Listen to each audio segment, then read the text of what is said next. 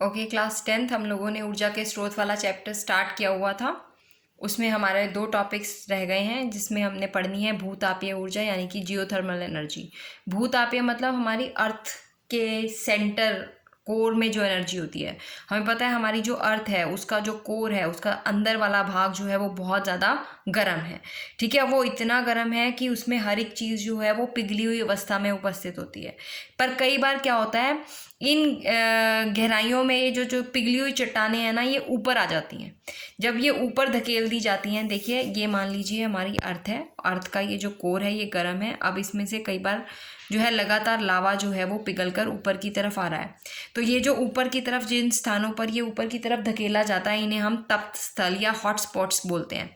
और जब ये पिघली हुई लावा हमारे ग्राउंड वाटर को टच करता है, मतलब उसके संपर्क में आता है, तो हमारा ये जो पानी है, ग्राउंड वाटर, अर्थ के नीचे पानी भी है और ये ग्राउंड वाटर जो है वो क्या होता है, ये उबलना शुरू हो जाता है, इसमें से स्टीम निकलनी शुरू हो जाती है।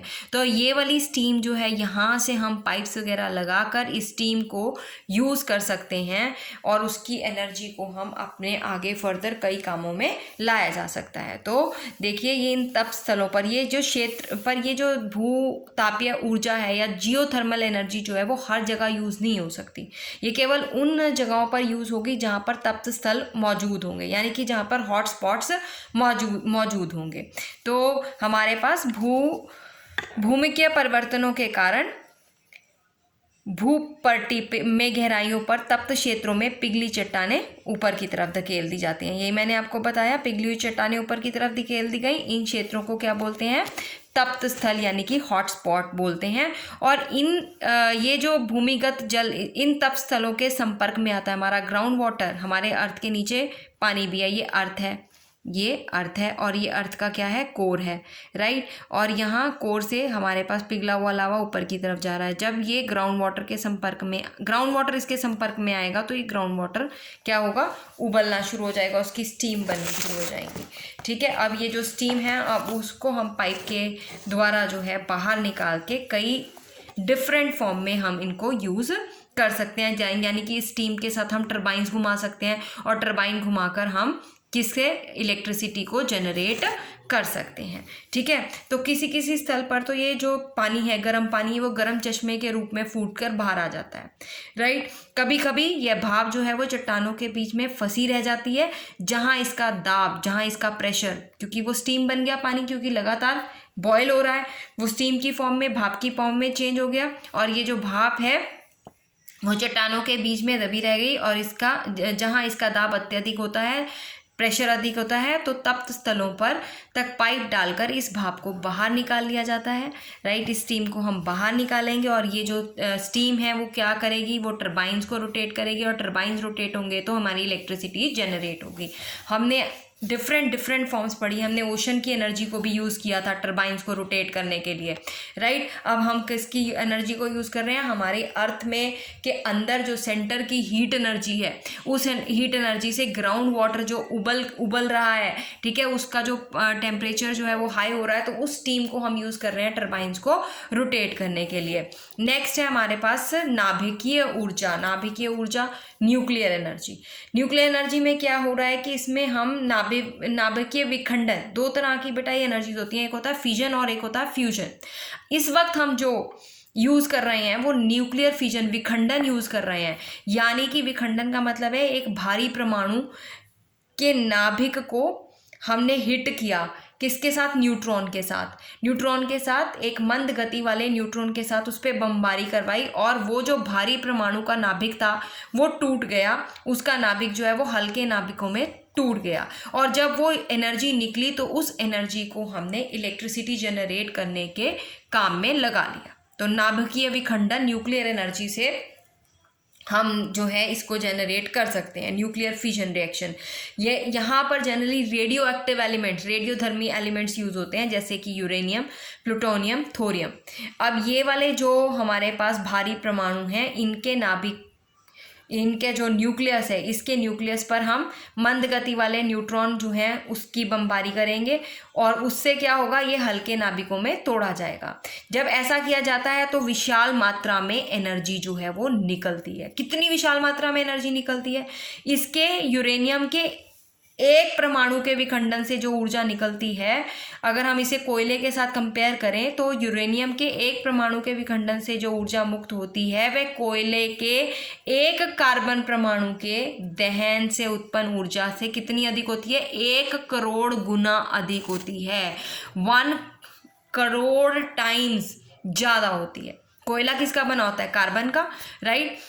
कोयले के एक कार्बन परमाणु से जो ऊर्जा निकलेगी और यूरेनियम के एक परमाणु से जो ऊर्जा निकलेगी, जो यूरेनियम, अगर इन दोनों को कंपेयर करें तो यूरेनियम के एक परमाणु के विखंडन से जो ऊर्जा निकलती है वो 1 करोड़ टाइम्स ज़्यादा होती है as compare to the carbon present in the coal. ठीक है, तो ये हमें इतनी एनर्जी देता है, पर इसका हमारे पास ये जो एनर्जी निकली है, इस एनर्जी को हमने इलेक्ट्रिसिटी जनरेट करने में काम में लाया। इस एनर्जी से हमने पानी जो है वो गर्म किया और भाप बनाई और टरबाइंस रोटेट की और विद्युत ऊर्जा जो है वो हमने जनरेट कर ली। पर ये जो थिंग है, ये इस चीज़ को हैंडल करना बहुत मुश्किल है। इसे हैंडलिंग जो है वो मुश्किल क्यों है? इसकी हैंडलिंग मुश्किल इसलिए है क्योंकि ये जो है सारे रेडियोधर्मी पदार्थ हैं, इनमें से काफ़ी हार्मफुल रेज निकलती हैं। रेडियोधर्मी पदार्थों के बारे में आप और ज़्यादा डिटेल में पढ़ोगे क्लास 11वीं में। अभी आप देखिए कि इनमें से बहुत ज़्यादा harmful alpha beta gamma rays निकलती हैं जो हमारे सेल्स के अंदर, हमारी कोशिकाओं के अंदर पेनिट्रेट करके हमारे जीन्स को अफेक्ट करती हैं और हमारी अंदर कई प्रकार की बीमारियाँ, इवन कि स्किन कैंसर भी, और हमारे जीन्स को ऐसे अफेक्ट करती हैं कि इसका असर जो है वो हमारी जनरेशन्स तक रहता है, यानी कि आगे आने वाली जनरेशन्स के लिए भी ये घातक सिद्ध होती हैं। तो इस ऊर्जा से जो वेस्ट निकलेगा, उस वेस्ट का निपटारा करना, क्योंकि जो बचा हुआ यूरेनियम है उससे भी लगातार हार्मफुल रेज जो है वो निकलती रहती हैं। तो और इस ईंधन को स्टोर करके रखना और फिर इसके वेस्ट का निपटारा करना जो है वो बहुत मुश्किल है, टफ है। ठीक है, तो नाभिकीय अपशिष्टों का भंडारण या निपटारा उचित प्रकार से नहीं होता, तो इससे जो है पर्यावरण पूरी तरह से प्रदूषित होता है और पर्यावरण प्रदूषित ऐसा होगा कि ये हमारे अंदर बहुत ही भयानक बीमारियां जो है वो पैदा कर सकता है। तो या फिर इससे अचानक रिसाव का खतरा बना रहता है, यानी कि अगर हम मान लीजिए हमने प्रॉपरली हम उसका भंडारण कर रहे हैं, वेस्ट का प्रॉपरली जो है वो निपटारा भी कर रहे हैं, उसको सही तरह से रखा भी हुआ है हमने, पर फिर भी कहीं ना कहीं, क्योंकि हम ह्यूमन बीइंग्स हैं, गलतियां होने के चांसेस तो सब में रहते हैं, तो अचानक से ये भी हो सकता है कि हमारी किसी गलती की वजह से जो है वहाँ पर रिसाव हो जाए, और वहाँ पर रिसाव हो गया तो समझो वहाँ पर बहुत हार्मफुल रेस पूरे एरिया में फैल जाएंगी, और ये जो हार्मफुल किरणें हैं वो हमारे अंदर के जीन्स तक को इफ़ेक्ट जो है वो करती हैं। ठीक है, तो ये इसीलिए न्यूक्लियर एनर्जी को यूज़ करना, हालांकि ये बहुत ज़्यादा एनर्जी देता है, कम अमाउंट में ज़्यादा एनर्जी मिलती है, पर उसे यूज़ करना जो है वो इतना इजी नहीं है, इसे इसकी हैंडलिंग जो है वो मुश्किल है, राइट। फिर हमारे पास आगे आता है कि कंपेयर करना कि कौन सा सोर्स जो है वो बेटर है, हमारे कौन सा जो ईंधन है वो बेटर है हमारे पर्यावरण के लिए। इस चीज़ को भी ध्यान में रखना कि कौन सा ईंधन हमारे पर्यावरण के लिए बेटर है। अब देखिए, एक मिनट, ये वीडियो क्लियर नहीं हो रही है। ये तो हम कंपेयर करके ही डिसाइड कर सकते हैं कि कौन सा ईंधन जो है वो बेटर है, राइट। कंपैरिजन कैसे होता है? कई बार क्या होता है कि मान लीजिए अगर मैं देखूँ कोयला और पेट्रोलियम का कंपेयर करूँ किससे?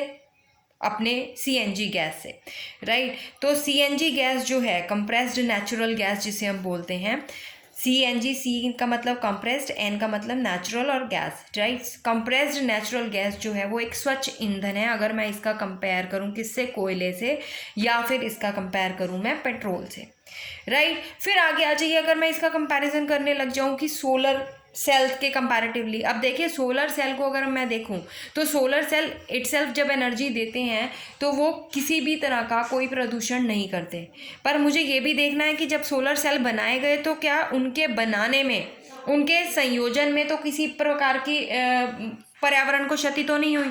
यानी कि जब सोलर सेल्स बनाए गए थे, उनके बनाने वाले प्रोसेस के ड्यूरिंग हमारा एनवायरनमेंट अफेक्टेड हुआ या नहीं हुआ।